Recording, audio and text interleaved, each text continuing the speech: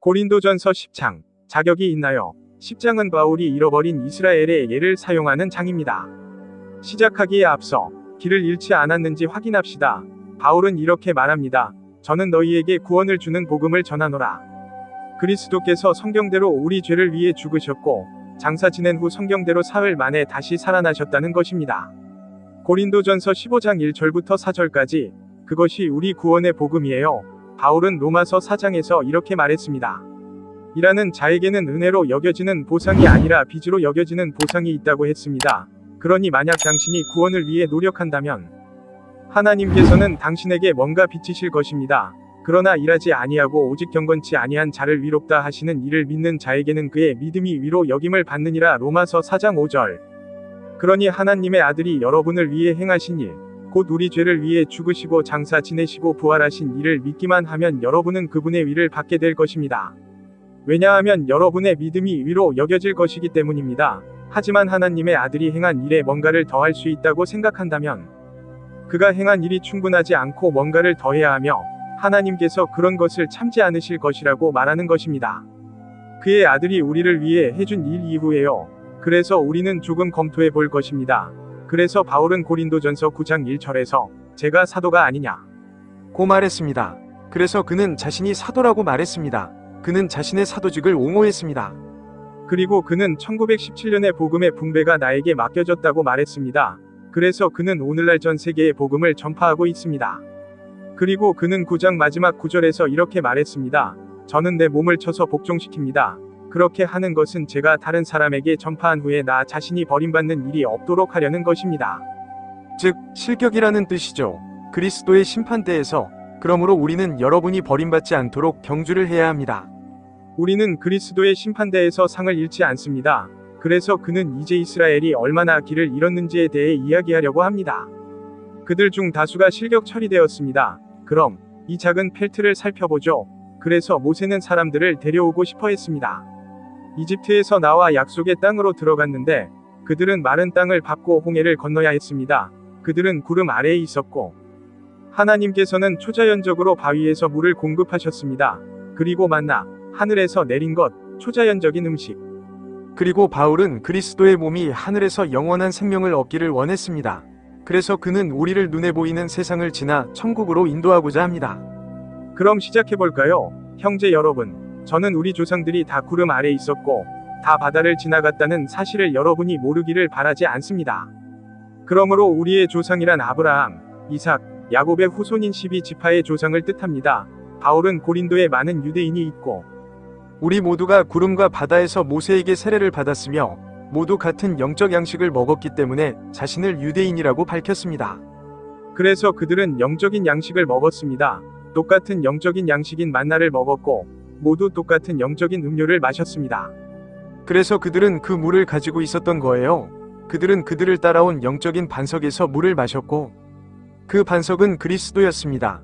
그래서 그들은 같은 정보를 가지고 있었고 모세의 같은 율법을 가지고 있었습니다.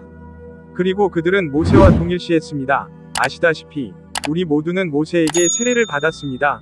구름 속에서도 바다 속에서도. 그러니까 그것은 마른 세례입니다. 왜냐하면 그들은 마른 땅을 걸어갔기 때문입니다.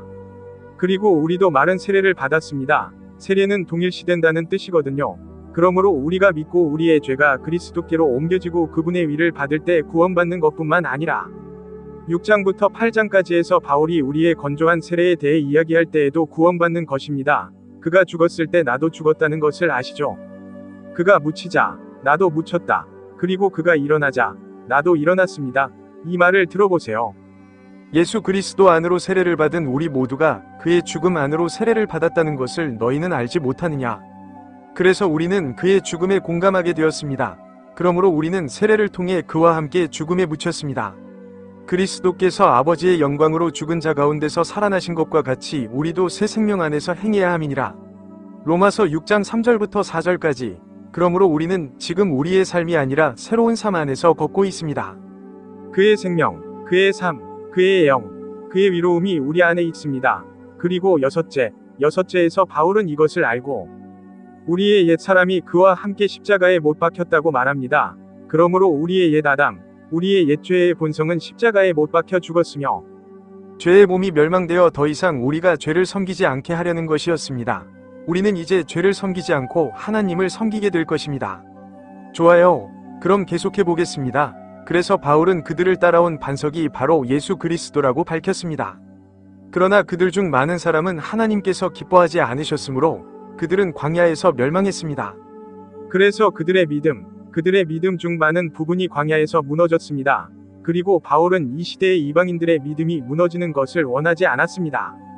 이런 일들은 우리가 그들이 탐냈던 것처럼 악한 것을 탐내지 않도록 하기 위한 본보기였습니다.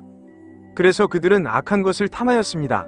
그들은 이집트에서 노예로 살 때 먹었던 파, 오이, 양파, 생선과 같은 음식을 먹고 싶어 했습니다.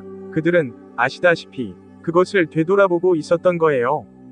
바울은 고린도 교인들이 우상숭배를 돌아보고 다시 그 우상숭배에 빠지기를 원하지 않았습니다. 그들 중 어떤 사람들처럼 우상숭배자가 되지 마십시오. 기록된 대로입니다. 이제 바울은 구약을 인용하고 있습니다. 사람들은 앉아서 먹고 마시고 일어나서 놀았습니다. 그러니까 출애굽기 32장 6절에 보면 그들이 황금 송아지를 숭배하던 때와 바울이 모세에게 십계명을 받을 때의 일이 나와 있습니다. 그래서 바울은 고린도 사람들이 불장난을 하는 것을 원하지 않았습니다. 우리도 간음하지 말자. 알았지? 여러분은 고린도전서 12장에서 그가 이렇게 말할 것이라는 것을 알고 있기 때문입니다. 너희가 이방인으로서 그 어리석은 우상에게 끌려갔던 줄을 아느니라. 네, 과거에는 그랬던 거군요.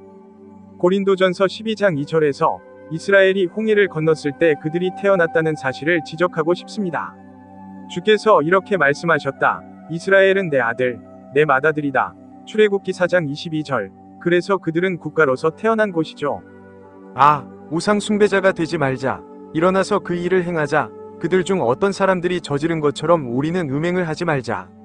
그들은 하루에 2만 명이 넘어졌다. 그래서 바울은 숫자 25, 9를 언급하고 있는 거예요. 그때가 그들이 모압 사람들과 결혼하거나 관계를 맺은 때였고 그들은 멸망했습니다. 바울은 하루에 2만 3천 명이 된다고 말합니다. 하지만 259에서는 2만 4천이라고 되어 있는데 그 이후에 더 많이 떨어졌기 때문입니다. 우리 미국은 그리스도의 몸이므로 그들 중 어떤 사람들이 그리스도를 시험하였고 뱀에게 멸망하였듯이 우리도 그리스도를 시험하지 말자. 그래서 그들은 하나님과 모세를 거슬러 말했습니다. 그러므로 우리는 그리스도와 그의 사자를 거스르는 말을 하지 않을 것입니다. 그들 중에 어떤 이들이 원망하였듯이 너희도 원망하지 말라. 멸망시키는 자에게 멸망하였느니라. 그래서 그들은 그리고 우리는 그저 이건 빼먹었어요. 어떤 사람들이 그리스도를 시험하였고 뱀에게 멸망하였듯이 우리도 그리스도를 시험하지 말자. 그래서 그들 중 일부는 뱀에게 죽임을 당하거나 물렸습니다. 왜냐하면 그들은 그리스도와 그의 사자를 거역하여 말했기 때문입니다. 그래서 모세는 기둥 위에 있는 놋뱀으로 놓이게 되었습니다. 멸망시키는 자에게 멸망당한 어떤 이들처럼 너희도 불평하지 말라. 파괴자는 신이었습니다. 하느님은 몇몇을 멸망시키셨어요. 왜냐하면 그들이 음식에 대해 불평했기 때문이죠. 그들은 신에 대해 불평했습니다. 그들은 모세에게 불평했습니다. 그는 그의 대변인이다. 이제 이 모든 일들이 그들에게 본보기가 되기 위해 일어났고 잃어버린 이스라엘도 본보기가 되었으며 그것들은 우리의 훈계와 경고를 위해 기록되었습니다. 세상의 종말을 맞이한 우리에게 주는 경고입니다. 그러니 믿지 않는 유대인들과 이방인들도 만약 우리가 좋은 본보기가 되지 못하고 잘못된 일을 한다면 그들처럼 불못에 떨어질지도 모릅니다. 그러므로 서 있다고 생각하는 사람은 넘어지지 않도록 조심하라. 그러므로 아무도 생각하지 말라. 그는 유혹을 받을 수 없습니다. 바울은 우리가 이스라엘처럼 실패하고 진리와 옳은 것에서 벗어나기를 원하지 않습니다. 그리고 환난 가운데서 환난의 성도들은 환난을 겪으면서 왕국에 들어가려고 노력할 것입니다. 그리고 히브리서 3장 15절부터 19절까지에서도 이스라엘이 광야에서 잃어버린 이유를 언급하고 있습니다. 그래서 그것은 그들에게도 본보기가 됩니다. 그러면 바울이 무엇을 말하고자 하는지 살펴보겠습니다. 그는 여러분 가운데 분열이 없기를 바라지 않습니다. 그래서 그는 코린트 사람들이 아프로디테 신전에 올라가서 우상에게 바쳐진 음식을 먹지 않도록 하려고 했습니다. 아시다시피 걸리쇼가 있었던 이유는 신전에 매춘부가 있었기 때문입니다. 바울은 고린도전서 11장 2절에서 이렇게 말합니다. 제가 말하는 것은 너희 각 사람이 말하되 저는 바울에게 속하고 저는 아볼로에게 속하고 저는 게바에게 속하고 저는 그리스도에게 속한다 하느니라. 고린도에는 분열이 있었고 바울은 연합을 이루려고 노력했습니다. 왜냐하면 베드로는 그리스도 안에 있었지만 그리스도의 몸 안에 있지 않았기 때문입니다. 우상 숭배는 베드로와 바울을 섞는 것입니다. 그리고 우리는 그리스도의 지상 사역이 어떤 사람들이 따랐던 것과 다르다는 것을 알게 될 것입니다. 그것은 그리스도의 하늘 사역입니다. 그리고 베드로는 바울과 다른 말을 했습니다.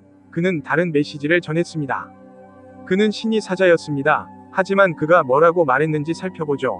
예수께서 이르시되 그러므로 회개하고 돌이키라. 그러므로 나사렛 예수 그리스도에 대한 생각을 바꾸십시오. 그분이 메시아이시며 주님의 임재로부터 새롭게 되는 때가 올 때 여러분의 죄가 지워질 것입니다. 그리고 그분은 예수 그리스도를 보내실 것입니다. 이 말씀은 전에 여러분에게 전파된 것입니다. 그러므로 새롭게 되는 때가 곧 그분의 재림이 될 것입니다. 땅이 새롭게 되고 저주가 제거될 줄을 너희가 알 때 하늘은 만물이 회복될 때까지 그들을 받아들여야 하리니 이는 세상이 시작된 이래로 모든 거룩한 선지자의 입을 통하여 하나님께서 말씀하신 바니라. 아담 이래로 하나님은 선지자들을 통해 말씀해 오셨습니다. 선지자는 지상에 있는 하나님 나라에 관해 하나님을 대신하여 말하는 사람들입니다. 좋아요. 그래서 성경이 펼쳐져 있습니다. 예언, 신비, 예언. 그래서 예언은 중단되었습니다. 그러므로 느부갓네살이 꿈에서 보았던 동상과 같은 이방인의 시대가 중단되었습니다. 하지만 지금은 그런 일이 일어나지 않습니다. 하나님께서 방해하셨고 우리는 그 후에 살고 있습니다. 아시다시피 괄호 안에 스데반이 돌에 맞아 죽은 후에 그리스도께서는 사도행전 9장에서 타르수스 사울에게 나타나셔서 그를 이방인들의 유일한 사도로 삼아 은혜의 시대에 그리스도의 몸을 형성하게 하셨습니다. 그리고 예수 그리스도께서 다시 나타나셔서 교회를 휴거하시고 그들을 그리스도의 심판대 앞으로 데려가서 지상에서 행한 봉사를 평가하실 것입니다. 그래서 우리는 방해받은 예언인 신비 속에 살고 있는 셈입니다. 그러면 예언이 다시 시작되고 7년간의 환난이 시작될 것입니다. 그리고 그는 두 번째로 와서 천년 왕국을 세웠습니다. 그리고 그 바위는 모든 적을 파괴할 것입니다. 바울은 이제 복음에 따라 너희를 굳건히 세우는 권능이 있다고 그에게 말하였으니 곧 믿음으로 말미암아 위롭게 되는 것과 예수 그리스도를 전파하는 것이 계시된 신비에 따른 것이니라. 그러므로 우리는 세상이 시작된 이래로 비밀로 간직되어 왔지만 이제는 드러나고 영원하신 하나님의 계명에 따라 선지자들의 성경에 기록되어 모든 민족에게 알려져 믿음에 순종하게 된 신비의 계시에 따른 예수 그리스도의 전파에 대해 이야기하고 있습니다. 오직 지혜로우신 하나님께 예수 그리스도를 통하여 영광이 영원토록 있을지어다. 아멘. 로마서 16장 25절부터 27절까지. 그러므로 모든 민족이 바울의 복음에 대한 믿음에 순종하여 구원을 받고 천국에서 살 수 있게 될 것입니다. 여기에는 유대인도 포함됩니다. 하나님께서는 이제 바울을 통해 말씀하시고 베드로나 모세를 통해 말씀하지 않으십니다. 그럼 계속해 보겠습니다. 너희에게 닥친 시험은 아무것도 없고 오직 사람이 다 겪는 시험뿐이니라. 그러나 하나님은 미쁘사 너희가 감당하지 못할 시험을 당하게 하지 아니하시고 시험과 함께 피할 길을 내사 너희로 능히 감당하게 하시느니라. 그러므로 우리가 겪는 유혹은 인류 전체가 겪어온 유혹과 같습니다. 그러므로 그것은 눈의 정욕, 육체의 정욕, 이생의 교만입니다. 요한일서 2장 16절. 그러나 탈출할 수 있는 방법은 무엇입니까? 글쎄요, 여기 있습니다. 이전 행실에 대하여는 벗어버리라. 기만적인 정욕에 따라 타락한 옛사람입니다. 아담의 육신에 굴복하지 마십시오. 그냥 미뤄두세요. 안 된다고 말하세요. 저는 더 이상 그런 사람이 아니다. 그리고 마음의 영이 새롭게 되십시오. 하나님을 따라 위로움과 참된 거룩함으로 창조된 새 사람을 입으라. 에베소서 2장 22절부터 24절까지 말씀드리겠습니다. 그러므로 우리는 성경을 올바르게 읽을 때 마음을 새롭게 하고 새 사람을 입습니다. 좋아요. 그러니까 우리가 유혹을 피할 수 있는 방법은 하나님께서 빌레몬에게 로마서에서 어떤 지시를 주실 것이기 때문입니다. 그렇게 하면 그런 일이 일어나는 것을 피할 수 있을 거예요. 그러므로 나의 사랑하는 이들이여, 우상 숭배를 피하십시오. 그러므로 우상 숭배란 하나님이 아닌 다른 것을 숭배하는 것이고 그가 지금 하고 있는 일은 지혜로운 자들에게 말하듯이 말하는 것입니다. 제가 하는 말을 판단해 보세요. 그러므로 동방박사란 우리가 축복하는 축복의 잔을 바울이 따르는 자들입니다. 그러니까 축복의 잔은 예수 그리스도의 피를 뜻하는 거예요. 그리고 우리는 그것에 대해 신께 감사드립니다. 그것은 그리스도의 피에 참여하는 것이 아니겠는가? 좋아요. 그리고 친교는 공통된 영적 연합을 의미합니다. 모든 신자는 아시다시피 그리스도의 피가 우리의 죄를 대신하여 지불되었다는 사실을 공유하고 있지요. 우리가 떼는 빵은 우리가 그리스도의 몸이라는 뜻인가요? 그것은 그리스도의 몸의 교제가 아닌가? 우리는 그분의 빵, 곧 쪼개진 빵인 그분의 몸과 영적으로 연합되어 있지 않습니까? 아시다시피 우리는 믿는 자로서 공통점이 있습니다. 우리는 많더라도 빵은 하나이고 몸도 하나이기 때문입니다. 우리 모두가 그 한 빵에 참여하기 때문입니다. 교회가 그의 몸이라면 우리는 떼어진 빵입니다. 그리고 당신은 우리가 모두 하나라는 걸 알고 있죠. 빵은 그리스도의 몸이고 우리는 모두 그의 영에 참여합니다. 우리는 영적인 연합을 가지고 있기 때문입니다. 고린도전서 6장 17절에 주님과 합하는 자는 한 영이니라 고 말씀하셨기 때문입니다. 그래서 바울은 연합을 이루려고 노력합니다. 아시다시피 우리 모두는 예수 그리스도의 피와 몸을 공유하고 있습니다. 이건 정말 흥미로운 구절이네요. 이것은 요한복음 6장 33절에서 주님께서 말씀하신 내용입니다. 하나님의 빵은 하늘로부터 내려와 세상에 자신의 생명을 주는 것입니다. 그러니까 이것은 초자연적인 기원이었던 거예요. 하늘과 예수 그리스도께서 하나님의 빵이 되시고 세상에 자신의 생명을 주시기 위해 내려오셨습니다. 좋아요. 그러므로 만나와 음료는 초자연적인 기원을 가지고 있었고 하나님의 아들도 초자연적인 기원을 가지고 있었습니다. 보라, 육신을 따라 제사를 먹는 자들은 제단에 참여하는 자들이 아니냐? 그러면 제가 우상이 무엇이라고 말하는가? 우상에게 제물로 바쳐진 것도 무엇이라고 말하는가? 그러나 저는 이방인들이 제사하는 것은 마귀에게 제사하는 것이지 하나님께 제사하는 것이 아니라고 말합니다.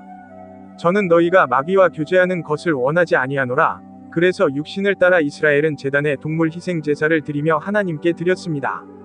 그러나 이방인들이 드린 제사는 우상에게 드린 것이었고 우상 뒤에는 마귀들이 있었습니다. 하지만 신은 그렇지 않습니다. 하나님, 그리고 바울은 우리가 마귀와 어떠한 관계도 맺기를 원하지 않습니다. 바울은 우상이나 고기에는 능력이 없다고 이미 말했지만 그런 제물 뒤에는 마귀가 있다는 것을 알고 있습니다. 왜냐하면 그들은 우상에게 제사를 드렸기 때문입니다. 그러므로 우리는 이교 우상 뒤에 숨은 악마에게 우리 자신을 열어서는 안 됩니다. 그리고 우리는 조심해야 하고 우리 몸을 복종시켜야 합니다.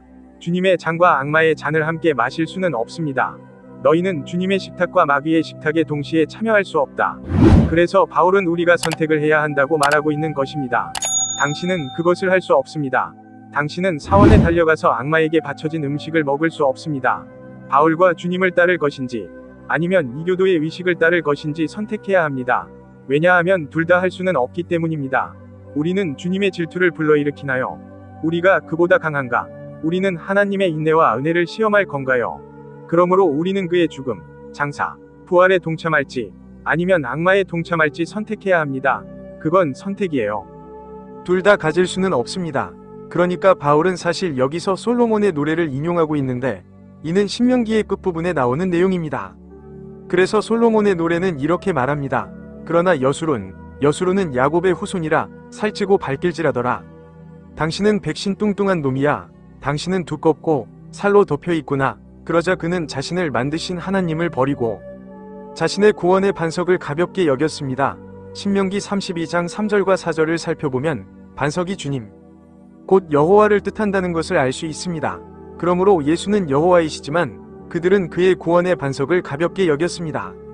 야곱의 후손들은 약속의 땅에서 원하는 것을 모두 얻은 후 다른 신들을 섬겨서 야곱의 질투심을 불러일으켰고 가증한 것들로 야곱의 분노를 불러일으켰습니다.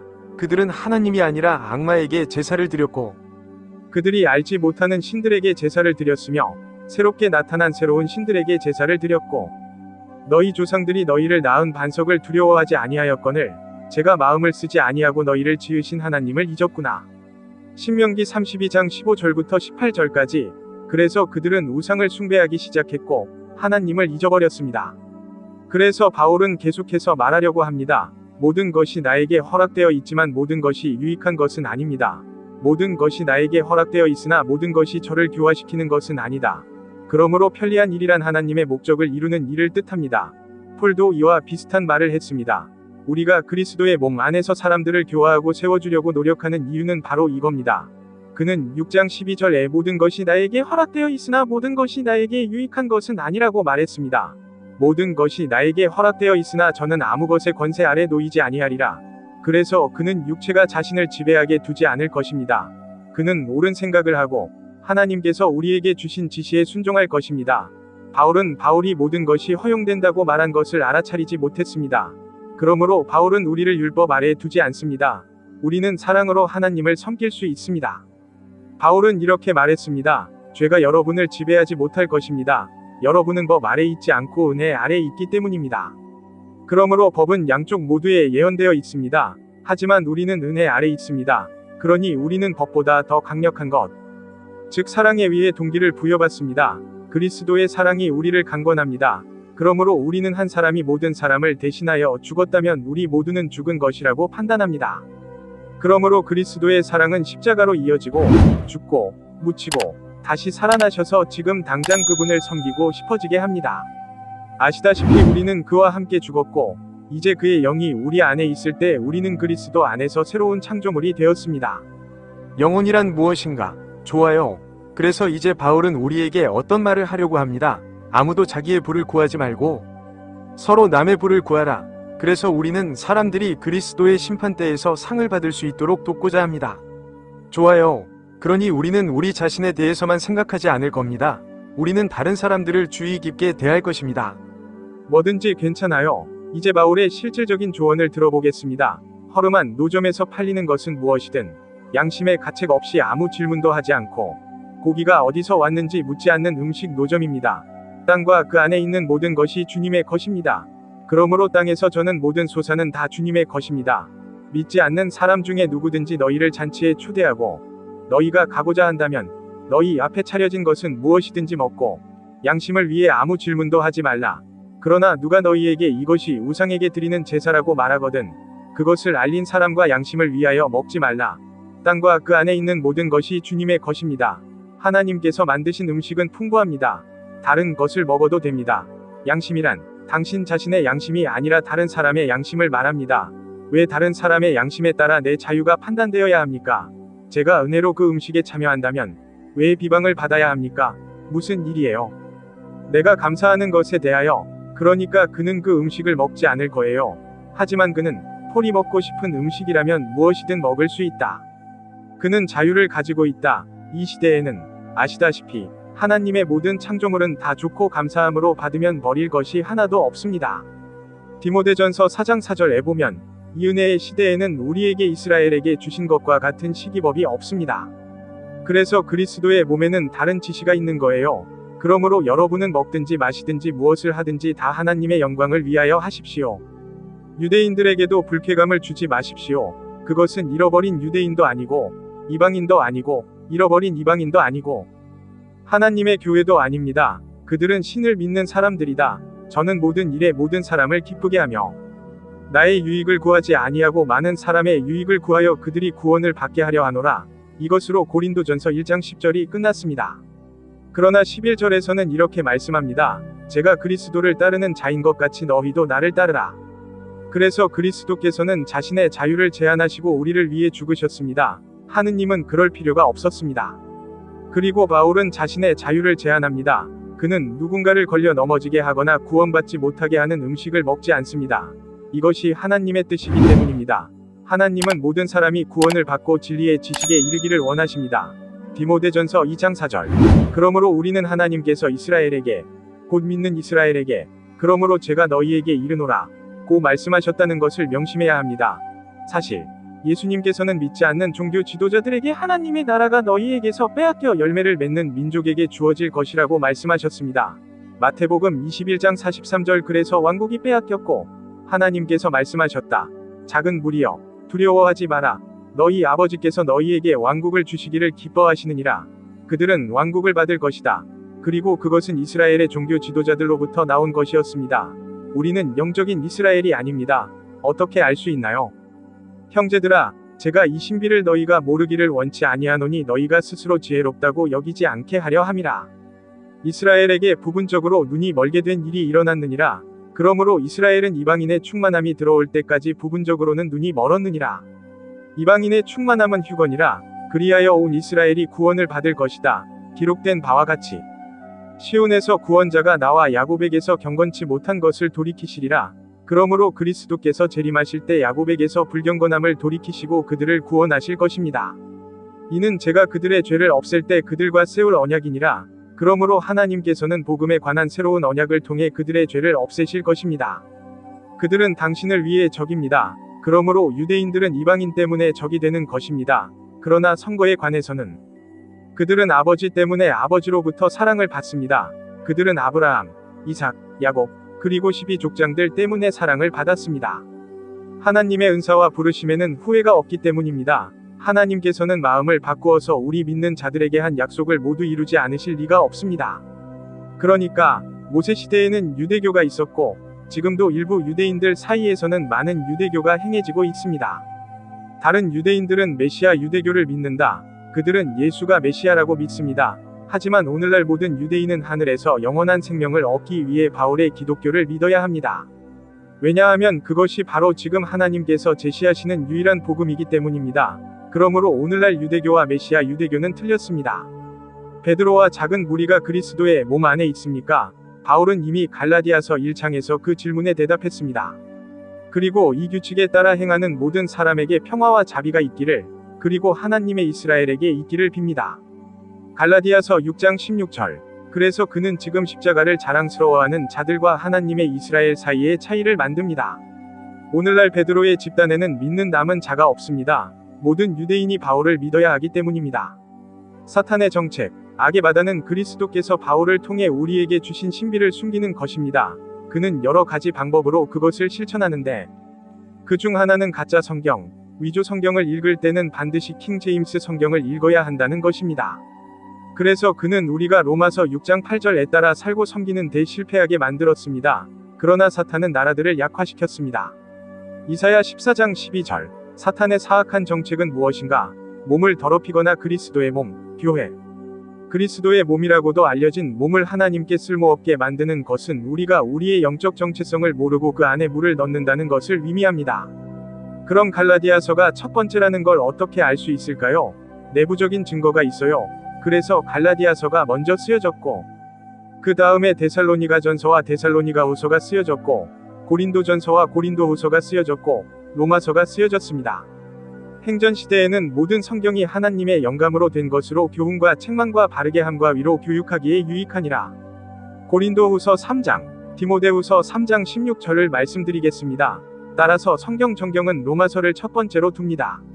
로마서는 그리스도의 몸의 근본 교리이기 때문입니다. 그 다음에 첫째와 둘째 고린도전서가 나오는데 이는 책망하는 내용이고 그 다음에 갈라디아서가 나오는데 이는 바로 데살로니가 교회는 모범적인 교회였습니다. 그러면 지금 하나님께서는 무엇을 하고 계시는가? 하나님은 국가 건설을 위해서가 아니라 그리스도의 몸을 건설하기 위해 존재하십니다. 여러분을 도울 수 있는 책 중 하나는 바로 하나님의 비밀입니다. 이 책은 100페이지 분량으로 성경에 대한 개요를 제공하여 여러분이 올바르게 성경을 구분할 수 있도록 도와줍니다. 그렇죠. 로마인들을 나누는 것이 다음 책이 될 겁니다. 다음으로 읽어야 할 책은 학습 가이드이고 이 책들은 모두 아마존에서 구매할 수 있습니다. 킨들 언리미티드 앱이 있다면 전 세계 어디에서나 무료로 책을 읽을 수 있습니다. 최근에 누군가가 킨들 언리미티드에서 바울의 목회서를 전부 읽었습니다. 그리고 제 생각에 그게 제 책 중에서 가장 두꺼운 책입니다. 저희 웹사이트는 marianmanly.com입니다. 우리의 유튜브 채널인 살베이션, 라이틀리 디비딩 앤드 더 랩처 있습니다. 제 새로운 이메일 주소는 act9 grace@gmail.com입니다. 좋아요와 공유, 구독 부탁드립니다. 시청해주셔서 감사합니다.